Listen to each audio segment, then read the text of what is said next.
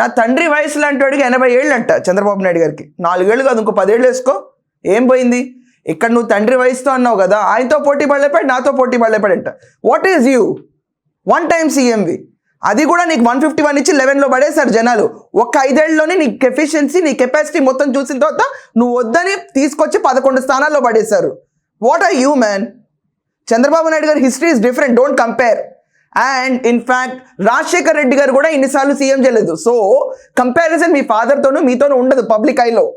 There is a different league. వేరే వాళ్ళు ఉంటారు కంపారిజన్కి, నాట్ హియర్.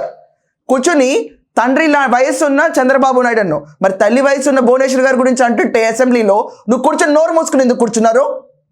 వైసీపీ పార్టీ ఏమి చలనం లేకుండా ఎలా ఉంది? ఇదే తల్లికి ఇచ్చే మర్యాద? ఇదే తల్లి వయసుకున్న వాళ్ళకి ఇచ్చే మర్యాద?